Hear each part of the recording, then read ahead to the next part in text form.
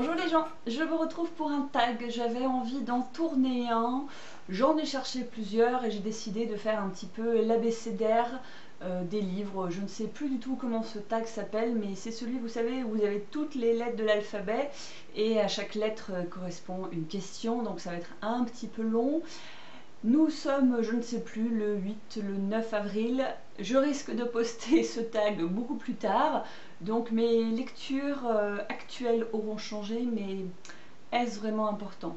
Après cette introduction totalement inutile, je vous propose de nous lancer directement dans les questions que j'ai un petit peu travaillées, histoire de ne pas vous faire des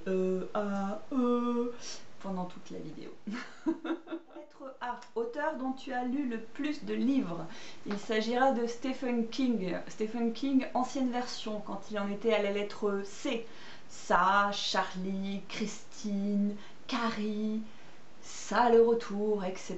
etc. J'adore, en tout cas j'adorais le style de Stephen King. J'ai lu un ou deux ouvrages qui m'ont un peu déçu, du coup j'ose pas me relancer, pour être tout à fait sincère. Lettre B comme best, la meilleure suite de série. Je vais là encore une fois être obligée de sortir mon joker parce que je n'ai pas lu assez de séries, de sagas pour vraiment avoir une vision d'ensemble. Et en plus de ça, pour les peu que j'ai lus, la suite m'a pas forcément paru plus intéressante que le premier tome. Donc si vous avez des conseils à me donner d'une série, d'une saga, où vous êtes vraiment sûr, attention, hein, que le volume 2 est meilleur, faites-moi signe en commentaire. Lettre C comme current, lecture en cours. Il s'agit de... j'ai oublié le titre. Non coupable, non coupable de John Grisham. J'avais vu le film, mais le livre je l'ai lu il y a super longtemps. J'avais envie de le reprendre après ma lecture de La couleur des sentiments. C'est l'histoire en fait d'une femme noire qui est violée et me semble-t-il assassinée, et son mari, là encore me semble-t-il dans mes souvenirs, eh bien fait feu sur les deux hommes blancs lors d'un pseudo procès à leur encontre. Et du coup, va se retrouver lui aussi condamné à mort parce qu'il est noir, faut pas déconner non plus. Donc, ceci est de l'humour, hein, je précise, on sait jamais. Donc du coup, voilà, il y a toute une histoire d'avocat, de plaidoyer, etc. pour essayer de sauver cet homme malgré tout. D comme drink, boisson qui accompagne tes lectures. Alors, c'est souvent du psychique. Psychique, c'est un faux Red Bull version marque Carrefour. Voilà. C'est une des rares boissons gazeuses que je bois encore et je l'adore. Voilà. C'est pas bien, c'est pas bon pour la santé, je m'en fous, j'adore. E comme e-book, e-book ou roman papier. J'ai pas forcément d'avis sur la question. Je lis mes premiers e-books cette année. J'en avais encore jamais lu, si ce n'est des passages, mais en tout cas pas des livres en entier. Il y a un certain plaisir à pouvoir trimballer ça sans que ce soit trop gros. Je pense notamment à des bons vieux pavés, mais en même temps, pour l'instant en tout cas, ça remplace pas pour moi le plaisir de l'odeur d'un vieux livre qu'on feuillette, les pages, les couvertures, voilà. C'est sympa pour le côté interactif. Là, je vais me lancer dans de la VO, donc je pense que ça va pouvoir être intéressant. Mais pour l'instant, je pense que si je devais choisir, je crois pas qu'il y ait de raison de, mais si je devais choisir, je prendrais le papier. F comme fictif, un personnage fictif avec qui tu serais sorti au lycée. Alors c'est pareil, j'expliquais ça dans une autre vidéo, je bloque pas trop sur les personnages, donc j'ai rien qui m'est venu comme ça, si ce n'est, mais je ne l'ai pas encore lu, Caleb. J'en ai entendu pas mal parler, j'ai lu plusieurs résumés, et ça m'a l'air d'être un gars un peu louche, un peu viens là que je t'embrouille, un peu regarde comme je suis beau, je suis gentil, je suis mignon, mais en fait je suis un gros enfoiré. Et j'étais pas très douée au lycée pour choisir mes mecs, donc je pense que je me serais fait avoir. Donc voilà, si vous avez une idée de personnage dans un bouquin qui corresponde un peu à ça, vous voyez le gars qui a l'air super gentil mais qui en fait est un vrai bâtard, laissez-moi des idées de lecture.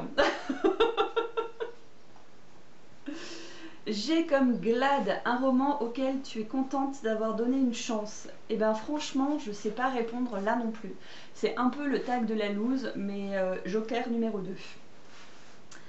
H comme Hayden, roman que tu considères comme un joyeux caché. Cachot, caché. Un joyau caché. Je vais répondre Le Petit Prince. Alors Le Petit Prince, c'est un classique, on est bien d'accord, mais pour moi c'est un joyau parce que vous pouvez le lire à plein d'âges différents et vous alliez voir autre chose.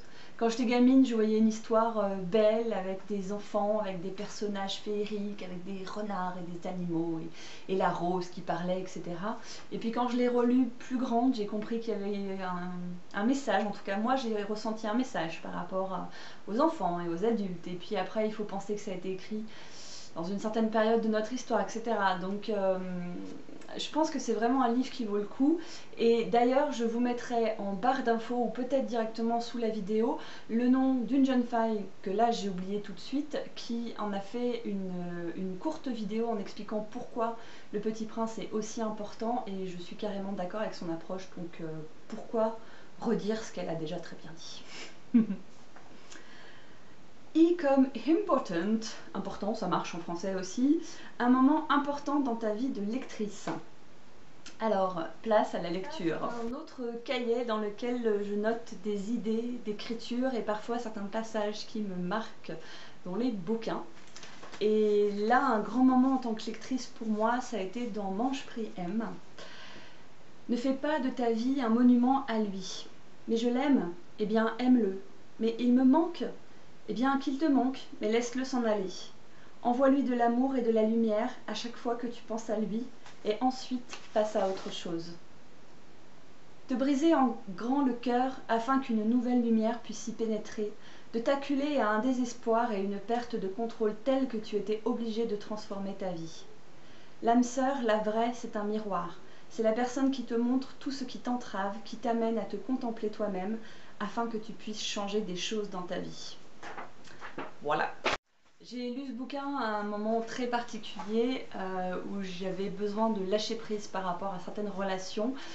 Et quand je suis tombée sur cette phrase qui explique qu'on peut continuer à aimer quelqu'un sans pour autant l'avoir dans sa vie, ça m'a bouleversée. Sinon, en moment de lectrice, il y a tout simplement, tout bêtement, en événement, les premières fois où j'ai emprunté des livres à la bibliothèque de ma maman. J comme juste. J'ai l'impression que c'est un petit peu n'importe quoi les lettres. Des fois c'est de l'anglais, des fois c'est du français, bref. Le roman que tu viens juste de finir. Là où j'irai, de Gail Forman, qui est la suite de Si je reste. Et qui, ma foi, je vous en parlerai dans mon bilan lecture, est pas trop mal. K comme kind, le genre de roman que tu ne liras jamais. Il faut jamais dire jamais. L comme long, le roman le plus long que tu n'aies jamais lu. Eh bien c'est justement un roman que je n'ai jamais lu, c'est Belle du Seigneur, que je n'ai jamais pu terminer, mais en truc que possiblement je pourrais finir un jour quand je me serai lancée, c'est les Game of Thrones. M comme Major, Book Hangover égale trop plein, je sais même pas ce que j'ai voulu écrire, le bouquin de trop où après tu pouvais plus lire. Alors c'est pas un bouquin en particulier, mais c'est un style, ça a été les livres de développement personnel. J'en ai lu beaucoup pour mes études, pour mon travail.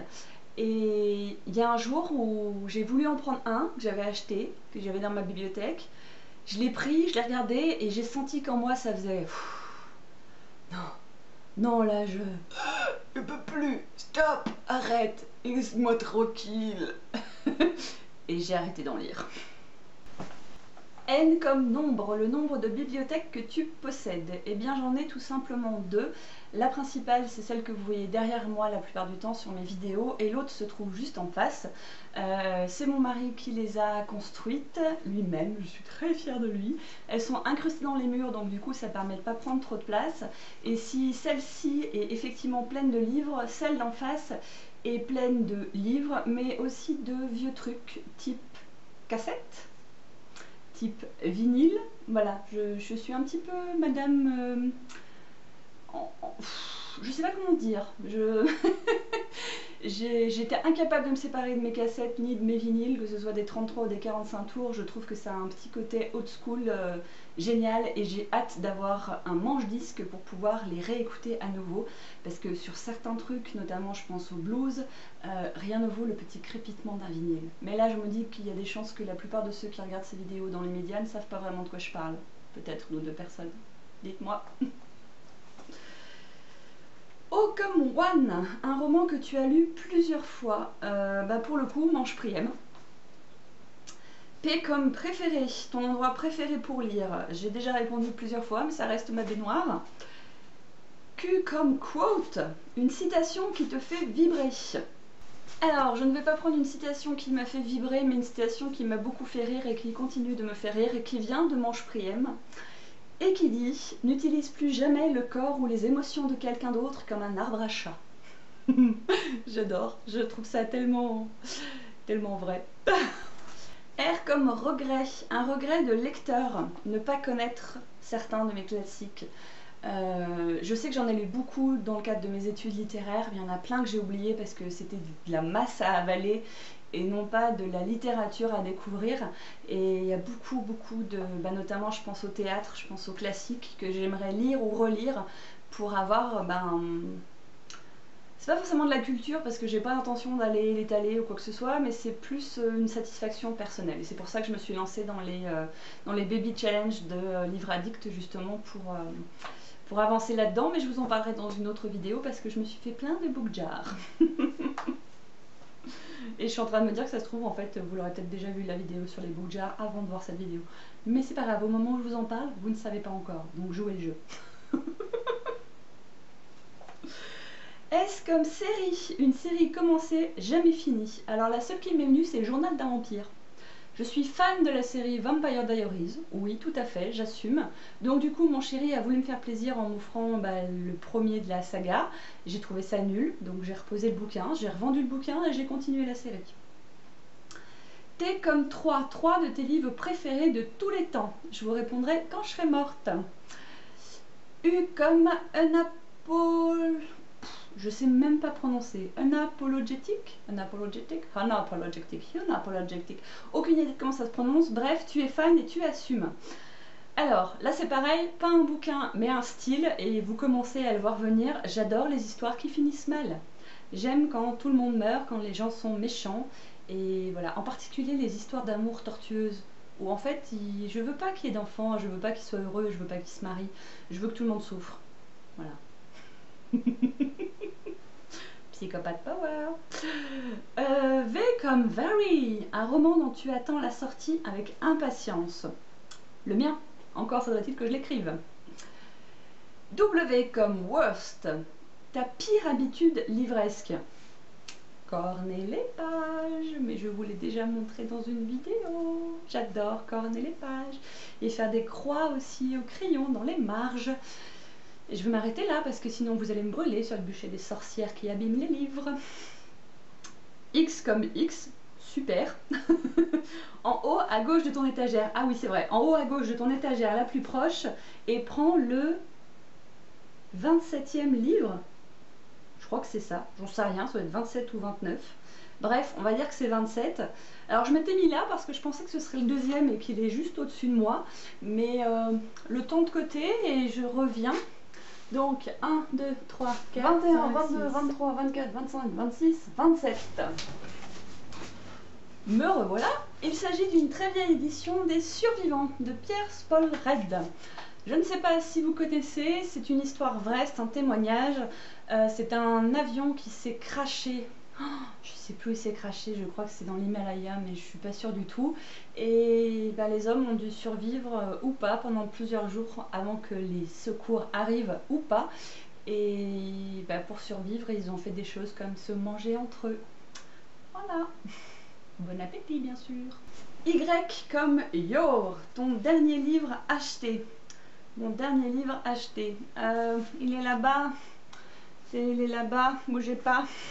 Il s'agit de L'instant précis où les destins s'entremêlent d'Angélique Barbera, acheté sur un coup de tête parce que j'ai lu le 4e de couverture et que je me suis dit ouh ça va me plaire. 4e de couverture que je m'empresse de partager avec vous.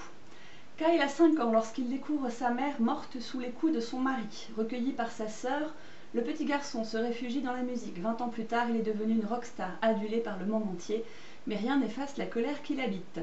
Corinne épouse Jack alors qu'elle a 17 ans. Sous ses aspects d'homme parfait, Jack s'avère vite être un mari possessif, jaloux et violent. Un jour, alors que Corinne se promène avec ses 2 enfants, l'un d'eux échappe à sa vigilance et se fait renverser par une voiture. À cet instant précis, les destins de Kyle et Corinne s'entremêlent, mais comment ces deux êtres que tout semble séparer auraient-ils la moindre chance de s'aimer? Voilà. Et ce qui est très drôle, c'est que j'ai regardé récemment une vidéo qui en parlait, mais après l'avoir acheté. Du coup, ça m'a conforté dans le fait de l'avoir acheté.